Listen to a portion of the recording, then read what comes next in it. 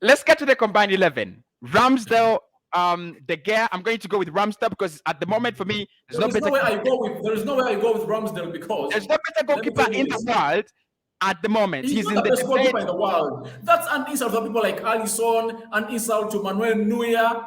You have said that we are going. If we go by statistics, if we go by what Yes. a player has done, Ramsdale has literally lifted this Arsenal side from grass to grace.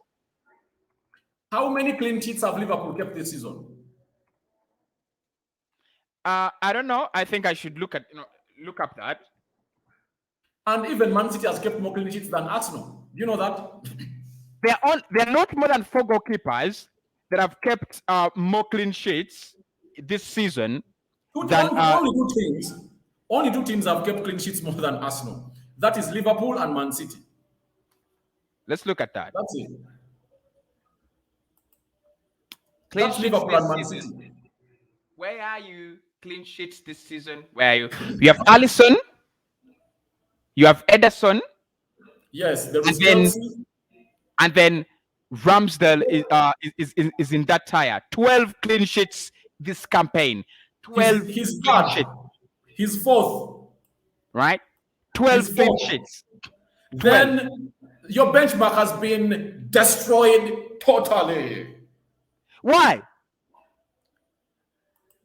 He's in fourth, and the keepers I'm talking about, Alisson, because for me, I think Alisson is better than him. If we compare the defense standing in front of Alisson, the defense is standing in front of Ederson, the number of times that team holds the ball, because you say those against James Lehmann, then you know Ramsdale. But honestly, Cossy, I think let's cut this short.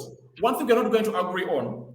You won't admit that David De Gea starts ahead of Ramsdale, and I won't admit that Ramsdale starts ahead of David De Gea. Let's stick with that. We've not agreed on that. On the goalkeeper, we need to have. We cannot agree on that, Cosmos, because let me tell you this.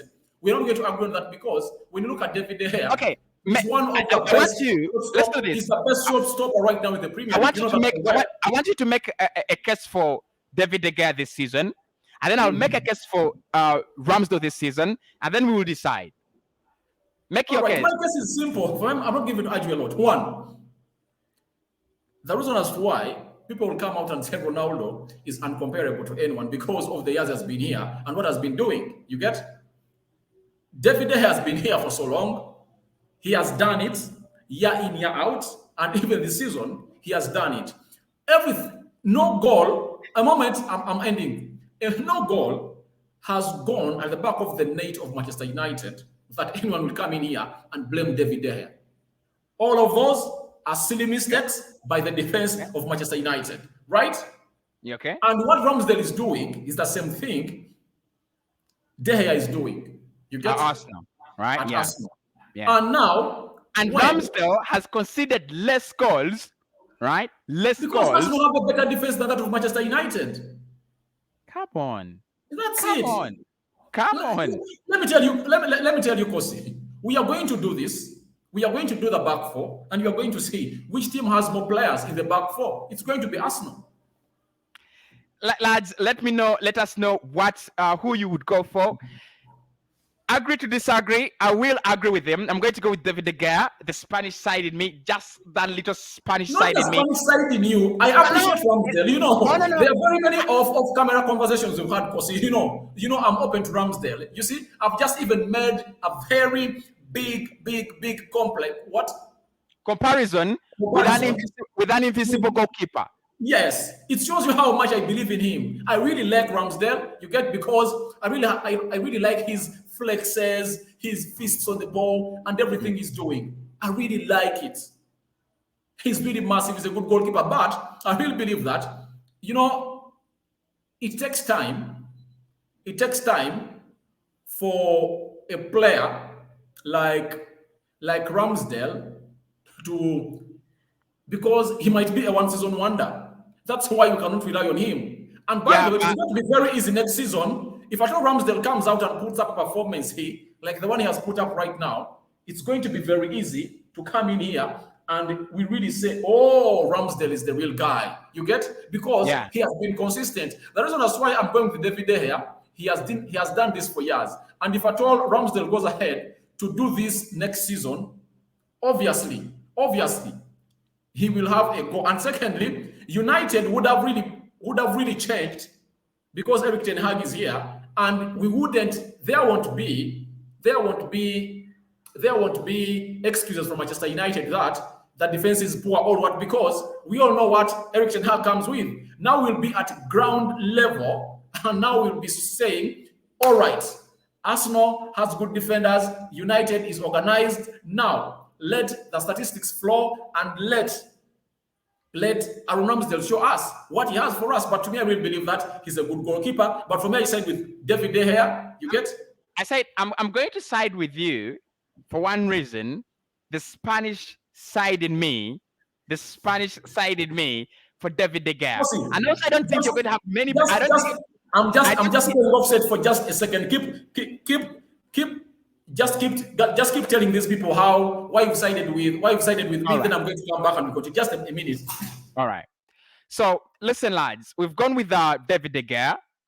We've gone with David De Gea. I literally made a case for Aaron Ramsdale, but I think De Gea personally, on individual basis, has been far better in terms of just trying to keep Manchester United. It's so hard right now to play for United, and it's so hard to keep them in games.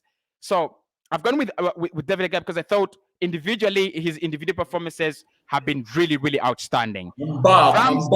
Like I never left. Ramsdale is still the best goalkeeper in the world. So we can let him. He's gonna win this debate. He's gonna win this debate as a goalkeeper for the next 10 years. So don't worry about that. Let's get to that defense. Should we play a back four? We are playing a back four. We should play back four. Let's start off right back. Let's start off at right back. Look, our right back situation is a little bit jumbled up in terms of who will start tomorrow. Cedric or Rob Holding. Those are the two. Tomiyasu, we do not have. We are not very sure. So, would you allow me to put a case in for Takehiro Tomiyasu? Then, if you bring in Tomiyasu, then you are going to get out all even the players that are out because Tomiyasu is injured. But Tomiyasu is available. Tomiyasu is available. Yes, Tomiyasu is available. Tomiyasu is available because the manager said he will be available. Let's not even argue about that. Right back, I give you because I really believe that Tomiyasu is having a better season at Arsenal. He's one of the best. The whole defense, though. No.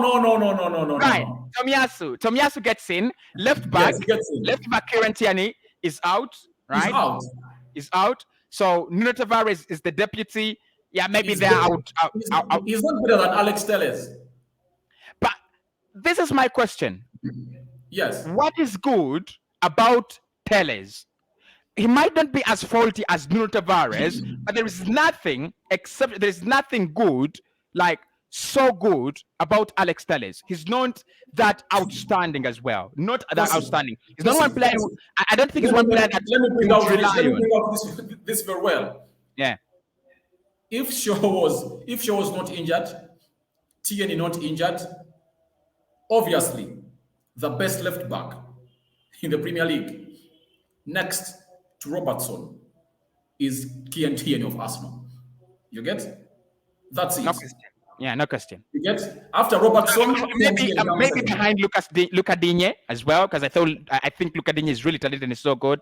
Not really. There is Coquelin. You know Coquelin of Brighton? Yeah, Marco Coquelin, Brighton as well. He's better than Digne. And if at all, I don't think he's better than Digne though.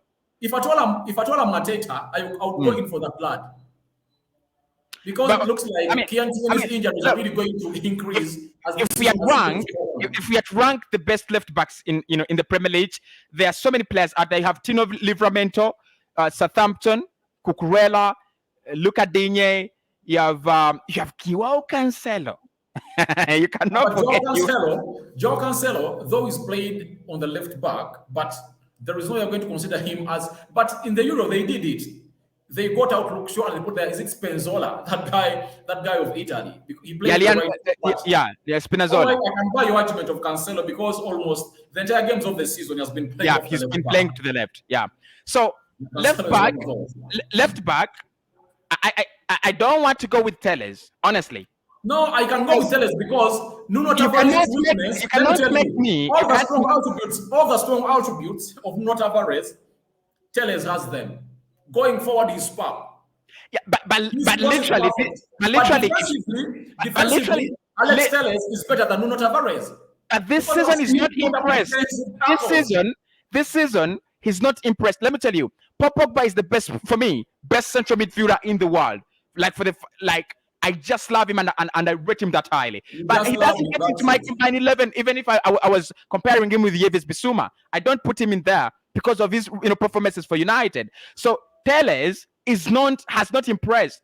That's my argument. I don't think Nuno is better than him, but he's not impressed as well. Let me tell you, has Nuno impressed this season? No, he's not. Now, let me show you. The reason as to why Telles should be into this combined 11 as the left fullback for a side which goes by names of Manchester United is simple. Look, how many games has he played in the Premier League? He has played 16 games. How many games has Nuno Tavares played? Let me check here.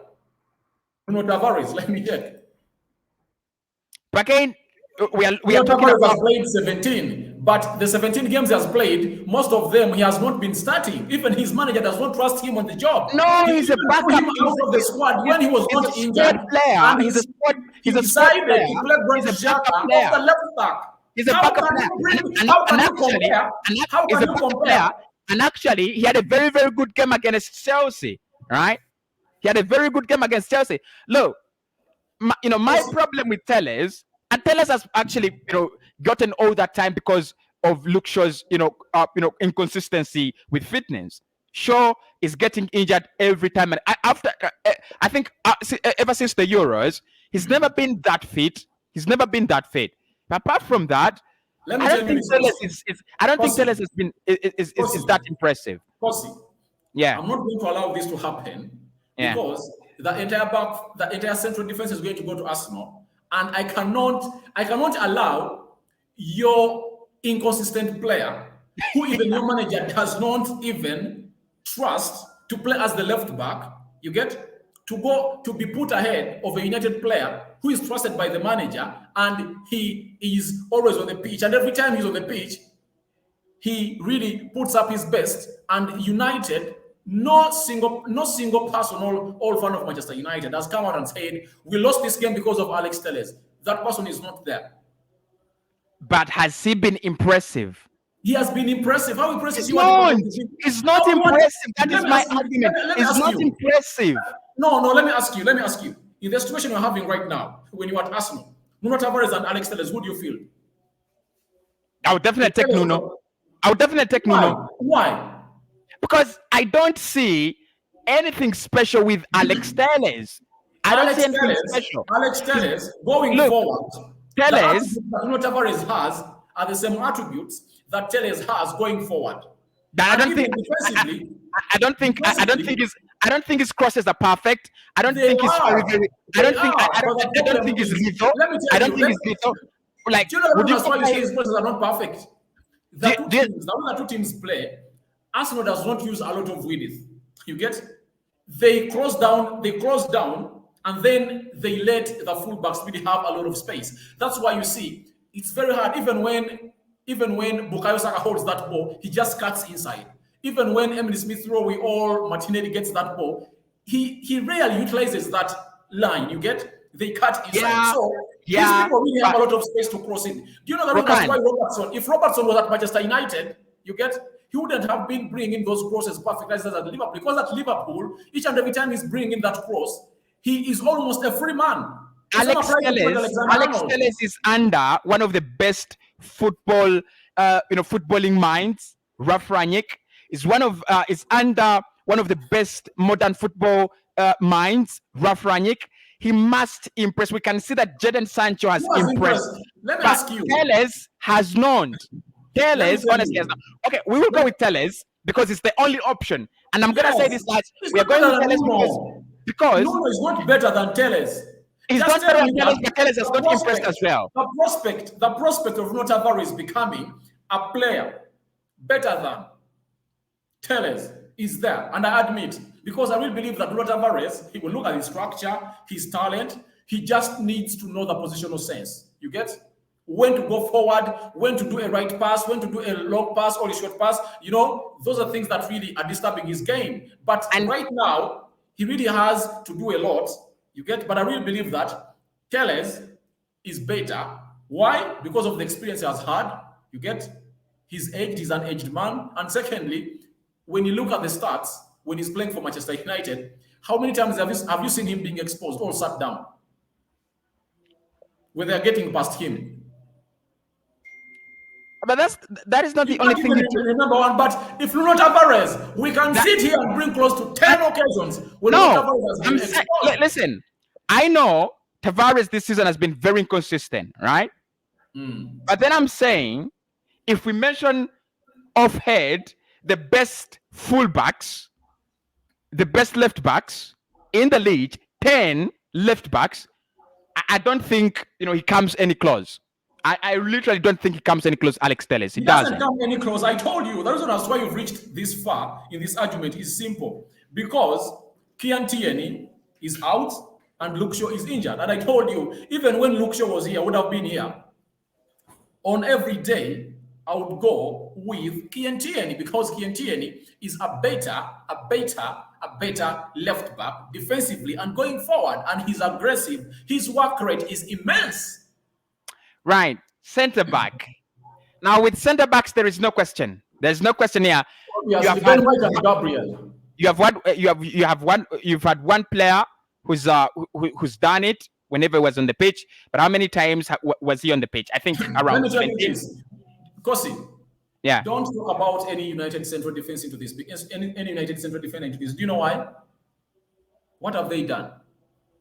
Absolutely nothing. Arsenal has shown you that they've kept 14 clean sheets. You get? Those outputs are not because of the left back or right back. They're attributed to the goalkeeper and the central defender. Because most of the times Arsenal is saved. We rarely see Tobiasu saving Arsenal. We rarely see Kian Tierney saving Arsenal in the box. It's always Ben White and Gabriel and Ramsdale. So on any day in the season, I go with even if Rafael Varane had played all those games, you get, I wouldn't put him ahead of Ben White and Gabriel because they are not having a CDM in front of them and they are playing very well. And that would have been the only excuse that any United fan will come out and say, United does not have a CDM. That's why these people don't look good. Even Arsenal doesn't have a CDM and they're looking better. Then we move to the midfield where we, I think in here, we all have casualties, right? You have that Arsenal side that, needs to upgrade massively. Which system are you playing? 4-3-3, 4-2-3-1. We should play a 4. We should play a 4-2-3-1. A 4-2-3-1. Yeah, that is basic. And I know you would love that. I know you would love that because you have the top man. So in midfield, Partey is out. He's injured. Pogba is out. He's injured. McTominay is out. He's injured, right? McTominay is available. McTominay is available. He was even on the game of Liverpool. He was on the bench, though he was not utilized. So McTominay is. Fred is fighting for his fitness, but just know that when they say he's fighting for his fitness, is going to be available. Just know that Fred is fighting for his fitness. I think the most outstanding performer for United in midfield is Fred, and I would say Fred and Xhaka. That would be my pivot. Fred, I love Matic, and I think the most why I go with Matic in my life. That's why I go with Matic and Xhaka. Do you know why? I can't take Matic and Xhaka.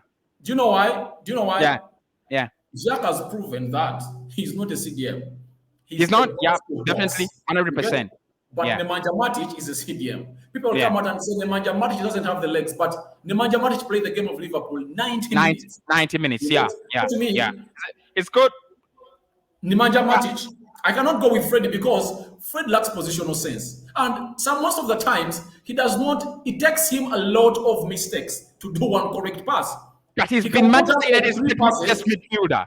But the only thing we can talk about that he has, the intensity. He is running on that pitch From the all moment the the referee time, blows that whistle all the to time, the and he's got 90th the minute, legs, and you he's got the get, passion.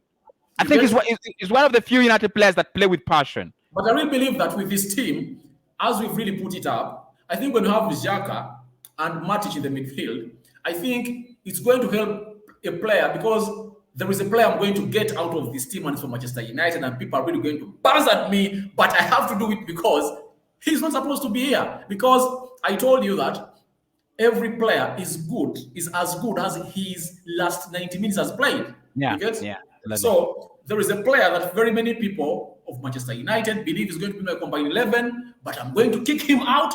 Maybe Cossy of Arsenal might say, oh, he's supposed to be in, but for my case, he's going to be out. So to me, I really believe that according to how I want this team to look and how we are going to agree upon it, I rather put Grant Xhaka and Matic, because you've given him that spot for Manchester United. You've said Freddie. For me, I'm not saying Freddie. I'm saying Nemanja Matic, because when you have Nemanja Matic and Grant Xhaka, then you can be having a perfect midfield. People will come out and say all of them are lefters, but my dear, these lefters are talented. When you look at Nemanja Matic, his left foot can pass left and right. Yeah. Because Look, most people will say that for it's me, very easy.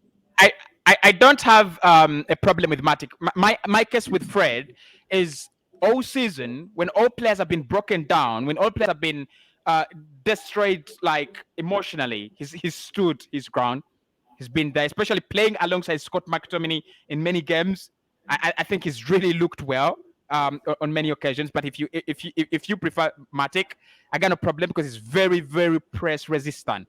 Look, I looked at it. I always look at him when he's in possession, and he cannot lose the ball. He literally doesn't lose the ball. It's You like see him, and by the way, ball those is are things that glued to people his don't feet. about such a player like Matic. And the reason as to why I put him under Grant Xhaka is that Grant Xhaka, the reason as to why I've come to know why Grant Xhaka at Arsenal is not performing better, because he looks like the most experienced player at the pitch. Yeah. You get? But when you look at Arsenal, it's a different case altogether. And when you give him Nemanja Matic behind him, he respects him, and whatever Matic tells him to do, he knows that, oh, I will have a senior player behind me. But if I only bring in Freddie, it will end up when Grant Xhaka is bullying Freddie. So, and in the midfield, when those two midfielders are not having a very good communication, it can cause your team to be split, and the midfield will look porous. So Xhaka, Matic doesn't look so bad. Then the three in front of them. Let's start off with the central attacking midfielder. Odegaard. Look, we have two. We have Martin Odegaard, who's done a great job for us now. We have Bruno Fernandes, who started the season very well. He's got the And he numbers has back dropped off. and he's dropped off a cliff. He's fallen off a cliff, right? Yes. But then that doesn't take away the fact that he's got the numbers and he's done it. Yes, it's true. But let me tell you this, Cossy. Do you know why Mikel Arteta took away Mesut Ozil? By the time Mesut Ozil was at Arsenal, he was the best central attacking midfielder in the world. Don't you know it? Yeah, he No was. one could beat He him. was. Even he was. Iniesta was never near the potential of Mesut Ozil. You get? Because Mesut Ozil's weapon was, get that ball onto my foot. Leave the rest for me. You get? Yeah. He rarely lost that ball. You get? But when Mikel Arteta came on, he threw him under the bus. You get? Even if you are the world best, even if you are the world's best, when you're not performing at a particular time, if at all a young talent comes in and performs better than you, let's give the credit to the young talent. You get? That's why I'm saying I was doing my preview of the Arsenal game, and I say, how can not Mikel Arteta give Nketiah? How can Mikel Arteta not start Eddie Nketiah after scoring a brace against Chelsea? That's the best way to reward him. Yeah. You get? So, to me, when you ask me the best players of Arsenal, Ramsdale number one, Odegaard comes second. Now, there is no way, if it's consistency, Odegaard has been more consistent. Yeah, more consistent. I Minus think that's having lots of goals, but Yeah. when you look at the real work of a central attacking midfielder, Odegaard does it better than Bruno because Bruno puts out a lot of passes. You find sometimes look, there is a near pass that's supposed to make, then he goes for a long pass and he misplaces the ball. And that really cost him a position when Portugal was playing into the Euros. That's why you saw in the World Cup games, he just was playing. I think Bruno is one player that loses his head in, so much. I think it's one player that, you just need to stay cool at times. You don't need to be, climbing off the referee's shoulders and pulling their shots, and standing on their heads. Just because you're frustrated. I love Bruno, lads. I love Bruno, but of course I'm going to go with Messi as a Lamana Arsenal fan, number one. But I also think Odegaard, not Mesut Ozil. Odegaard. Oh, sorry, Odegaard. I still have Bruno, and I really believe that the coming in of Eric Ten Hag, and this is something that many people have been trading, and it's true that these players have not been developed. Yeah, these players have not been developed. That's why they're playing like this. If I told Bruno was playing under a Pep Guardiola, he would have been one of the top players in the world because one, he has the statistics with him. No player in the Premier League has created a lot of chances than him. You get? But what he does when he's not creating, when you're a person who is technical, not a layman who is watching football, you just get to know that Odegaard does better. Because I really believe that if Martin Odegaard was in that squad of Manchester United, United would have been a better team than what Bruno is giving them because Odegaard would have created and released very many players because he does the easy pass. You get? When it means because Bruno cannot sit down people. You get? I think there is space. And I think with Martin Odegaard, what he's shown us, until this day, is that the quality of Arsenal is holding him back. If the better we get, the better he will get. I think. And secondly, Arsenal not having a centre forward who really makes good runs, and I just imagine if at all a Nunes comes in at Arsenal, how Odegaard is going to be looking, because he's really going to be looking great, and he will be really hailed as one of the best central attack midfielders in the world. Because when you talk about talent, Odegaard is more talented than Bruno Fernandes. That's it. So talented. Look, he could be, for me. Look, he could be one of the best number 10s in the world if he can just keep on developing at that trade. He can be one of the best, number 10s in the world. He just needs a CDM who is better, who will give him license to do whatever he wants on the ball. Because sometimes I will believe that Mikel Arteta thinks that if at all we let Odegaard export himself and get out his real talent, the reason was because Arsenal does not have a central defensive midfielder, he might lose the ball, and Arsenal might really be caught on a counter-attack, and then they will concede. But when Arsenal gets in a CDM, we are really going to see a very good Odegaard because that's what he does better. Right. We've taken the central. How many Arsenal players do we have in there? 2 from the midfield, three from the defense. 3 from the defense. 2 in the midfield. Those are 5. Those are 5 already. Yes. Okay. To the right, Elanga. I think Sancho. I think Sancho plays to the left, right? What Sancho does what? Does Sancho play? Would you prefer to play him to the left or to the right? Left. Because I think to the left. That's where he has really shown that is good. At least has given us memories and moments of Borussia Dortmund. That's even in the game of Liverpool when he was brought on. You saw a different kind of player from all these other Manchester United players. Yeah. The others were fidgeting on it, but each and every time he got that ball, he found a pass that he gave to Marcus Rashford, and Rashford couldn't hit that ball hard in the back of the head. He just gave the goalkeeper back pass. Can you imagine? Yeah. So he really put up moments. That's why you saw in the second half that United really was at least threatening to Liverpool. Right wing, so there is no debate there, lads. There's no debate. Yeah, there's no debate. Saka, more than 15 goal involvements for Arsenal this season. I mean, he's just a legend. There is no Cossy. Yeah. There are positions that are not even argued about. That's why I told you that. For the central defense, it's sealed. You get? And if at all you have not told me that Tomiyasu... And the striker position is also sealed as well. Yes. If at all you didn't tell me that Tomiyasu is back, we are going to have a very big argument about the right back because Diogo Dalot. Diego Dalot came into play, he has been playing very well. You get? But when you told me that Tomiyasu is back on any day, United has no right back that is better than Tomiyasu.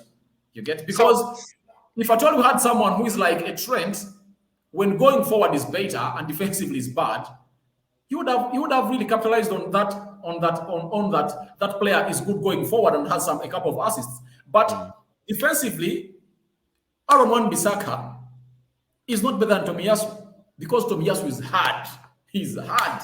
It's very hard to beat him. Now, there is no yardstick that you can use to really get out Tomiyasu out of his starting lineup. Because even however good Diogo Dalot is, going forward, he has brought in some passes, he has some assists, but they are not enough to kick out a man who started a season, who found an Arsenal that had been beaten 3 games in a row. They put him in the starting lineup immediately, and Arsenal won against, was it Burnley, their first win? I think it was against Burnley. Norwich? Norwich, yes, against Norwich. He came in and played, and ever since then, he has never sat back. So I think all Arsenal fans have seen. I know we are reactionary, but there is one player who's put us in a position where we don't deserve to be, and that is Saka. I mean, we need to respect him. We really need to respect him. Yeah, because what wins the game of football? Goals. Yeah, and he's added goals to his game. He's also added assists to his game. I think it's okay.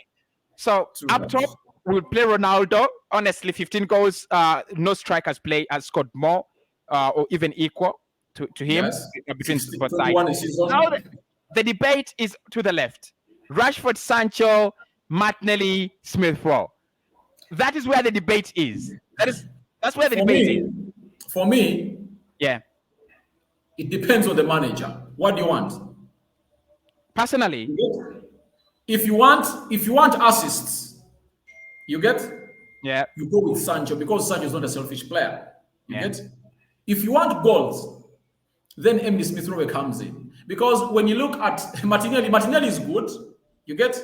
I really believe that his ceiling and Sancho, they are almost on the same ceiling because when you look at their talent, it's immense. Yeah. Those are players that when Arsenal is playing, you just want to see what is Martinelli going to put up today. And when you're watching Manchester United, one of the eye-catching players that United has is Sancho. Sancho. Yeah. So when you look at those two players, this is when a combined 11 comes in and you feel like, oh my God, what am I going to do? Because you say no reason as to why you're going to leave out Martinelli. You have no reason to leave out Jadon Sancho. And just ask yourself. Actually, they almost have the same goal involvements. Sancho, 3 goals, 3 assists this season. Has not really played that kind of he's coming in, he's coming on from the bench and things like that. So he's not really, you cannot say he's had a season where he's been given enough game time for him to settle in.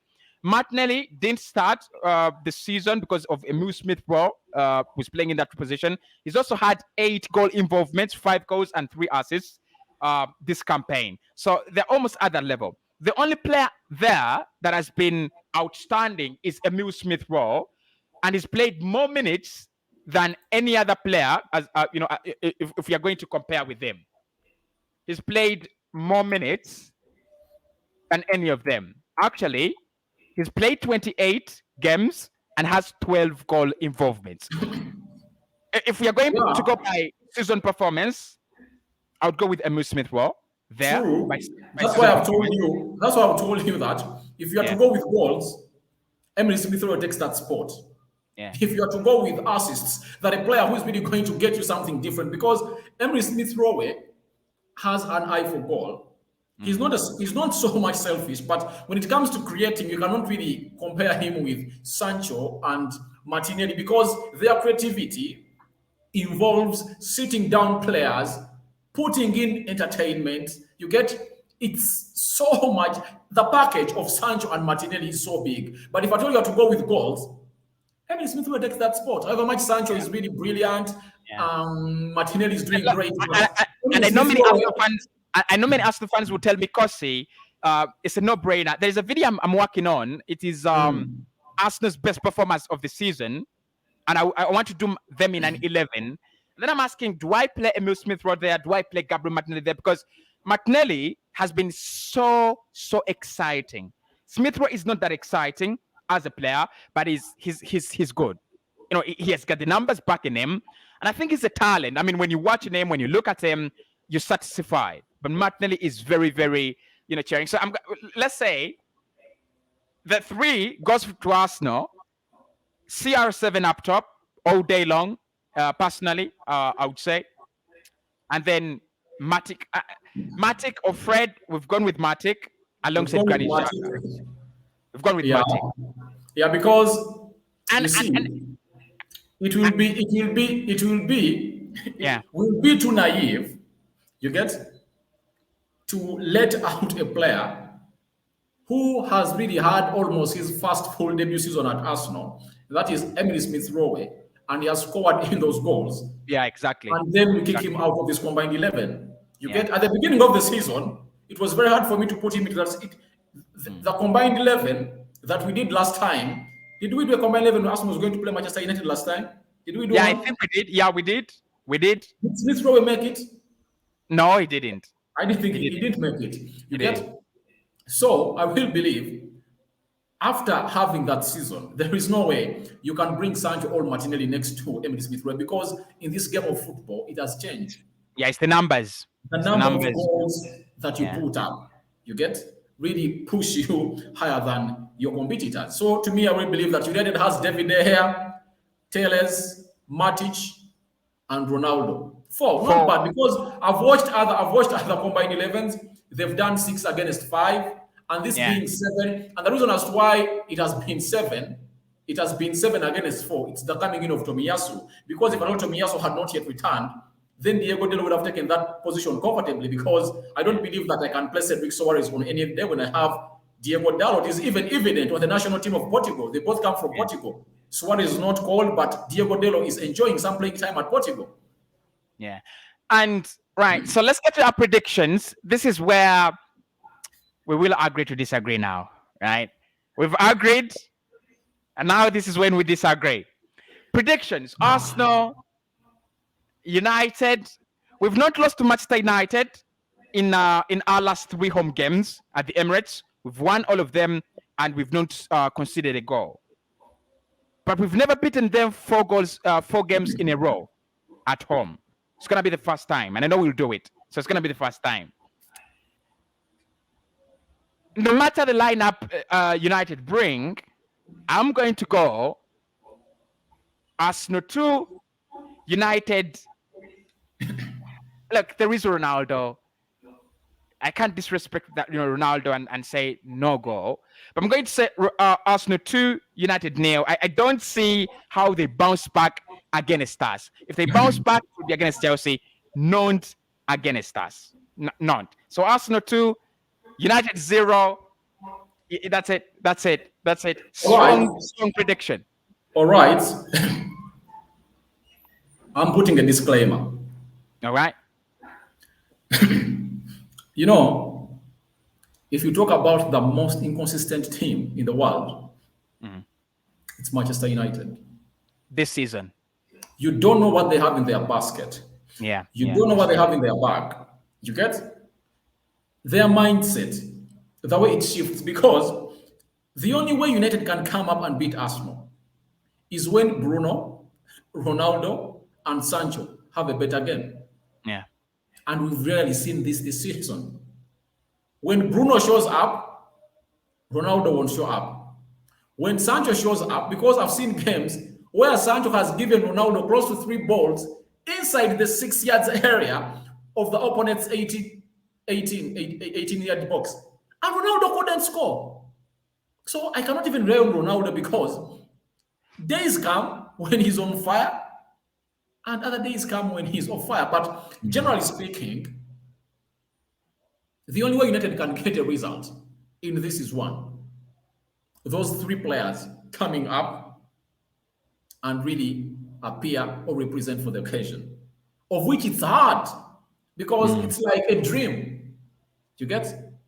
But obviously, what I'll go with you, Arsenal will win I really believe that Arsenal is going to beat us by, I think it will end like 3-2, 3-2, 3-2.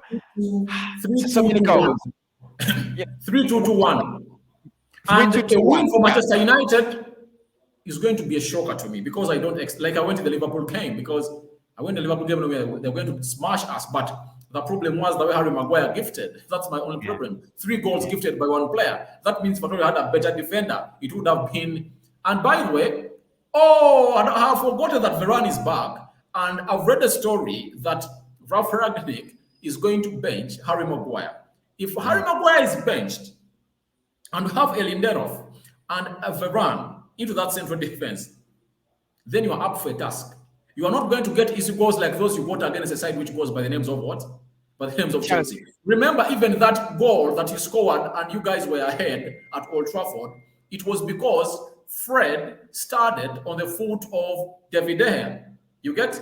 Emily Smith Rowe went for a babyish shot and it went to the back of them because the keeper. But our second goal was class. Yeah, for that it was fast. That means for us, we scored 3 pure goals. You get a penalty. Even the penalty because Fred was brought down. Wasn't he brought down? He was. It was a penalty. You know, what I'm saying is that if we are talking about a penalty, would you dismiss the goal that the fourth goal that Arsenal scored against Chelsea? No, I'm not trying to dismiss the penalty. I'm not dismissing the penalty. I'm not dismissing the penalty. But it's again a question that there is no much power in the Emile Smith Rowe shot. Why does no Manchester United player block that? Because we've seen defenders block.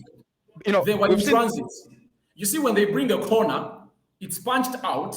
After being punched out, the goalkeeper falls down. All the players in the box, their eyes are on the ball. They have to go where the ball is because the moment you hesitate to stay, you are going to play an Arsenal defender into being onside. So that was the reason. So the goalkeeper falls down and he knows that it's an Arsenal player who has fouled him, yet it's his own teammate who has been fouled him. And when we went to VAR, the referee just said, put the ball in the center.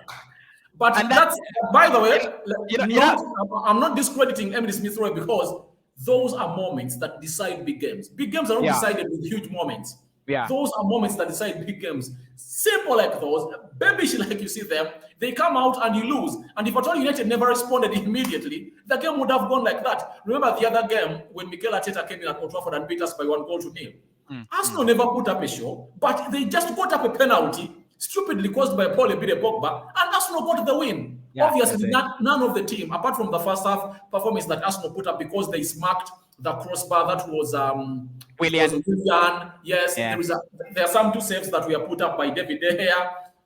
But in the second half, Arsenal never appeared. But they just got only 1 chance. Penalty, and Aubameyang scored it. So you never know that decision that is going to be the moment that we're going to decide tomorrow's game. You never know. But I also give a win to Arsenal because I really believe that. A moment. Right. So these are our predictions. We can't agree. I mean, it's an agree to disagree, and we can't agree to one fact that Arsenal are favorites. But there is also one thing. There's one thing as we conclude the show that Arsenal have been in very, very good form in terms of bottling. When we are expected. Those 3 games we lost against Crystal Palace, Brighton, and Southampton. I mean, how do you explain that? And it won't be a shocker. Cossy. Yeah. The reason as to why Arsenal, even when you look at Google, I showed before we came into this show, I told you that the winning percentage of Arsenal is at 45. And that of Manchester United is at 24. I think the draw percentage is at 27. Reason is simple. Arsenal, after picking up its run, after the 3 games that were really terrible for them, they really, each and every time they faced a side in the top 6, they have not disappointed. Even when Liverpool beat them by 4-0, they put up a fight. We put up a show. We put up a show. Was just a team ahead or far much better than them, but they really put up a fight. It's not the same. It's not the same match that United put up against Liverpool at Anfield. You get even when recently in both legs. Yes, even the game that Arsenal lost 2-0. If at all Arsenal had capitalized on its chances, it would have been ahead of Liverpool in the first half. You get because Arsenal came out and shocked Jurgen Klopp totally. You get. By the way, for me, games that Arsenal have shocked me. One is the game they played against Chelsea. Arsenal shocked me. However much Chelsea gifted, but they don't gift to a weak team.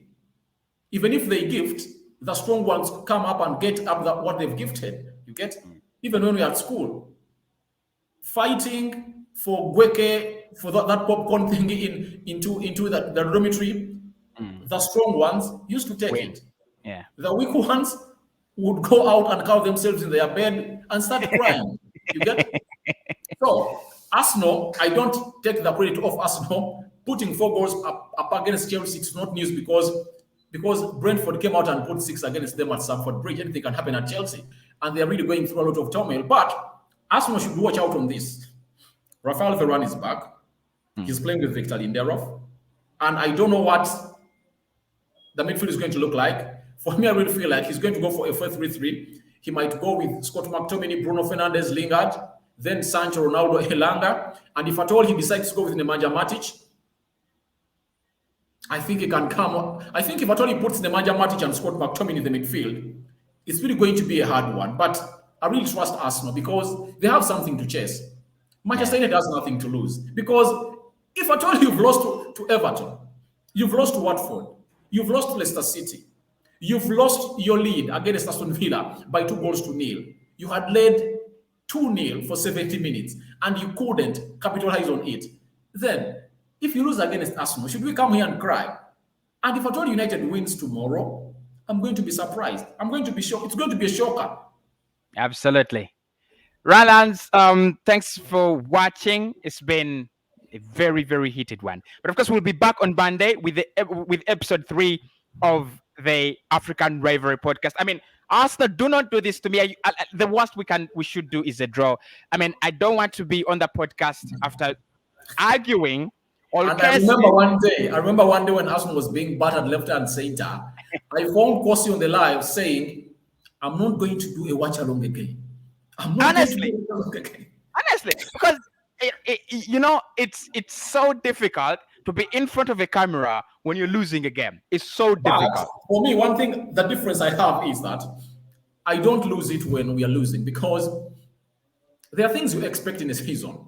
You see, this season started off very well, but the moment we didn't get a CDM, I didn't expect us to do a lot because Liverpool had regained its strength, you get, and they had broadened their squad. When you look at teams like Chelsea, you know they're going to compete. But after 10 games, I got to know that we're not going to compete. We're going to just participate in this Premier League because after 10 games, I think we are 8th. I say that we're going to do nothing. There is nothing we're going to do because we had the easiest games. Our first 10 games were easy. We never had Man City. There was no Arsenal. There was no Spurs. There was no Chelsea. You get? Top 6 teams were out. And we couldn't capitalize. At least we'd have collected like 24 points. But we couldn't even collect 16. So I got to know that our season is done. But the reason as to why I'm going to be very furious next season when we are battered, because I really believe that we're really going to get in another manager who's really going to be exciting. And I differ from very many people who say that United cannot compete for the title next season because United has players that can compete. They just need a manager who's really going to proper manager. As a team. You need a proper manager. You need a strategy, and you need just something to revamp this player, just to give them a reason as to why they should believe in themselves. That's why I differ from very many people that say, like the Gary Nevilles have come out and said he needs time. United has been late. If you give you 5 players, you bring a CDM, a central defender, a centre forward, a right winger, and maybe another second central defensive midfielder. Then why do you demand United? Because United is here to win trophies. And look at Leicester City. How long did it take it to organize itself to come and win a Premier League? Manchester United was there, Arsenal was there, Man City was there, Liverpool was there, Spurs was there. But they came up and put up a fight and they won it. Yeah. And they beat each and every big team that season. So that means if at all you organize yourself very well, even the same applies to Arsenal. I was laughing at you when you were telling me that you guys are really And I just got a second thought about it when we talked about Leicester City, that even Arsenal can compete for the trophy next season.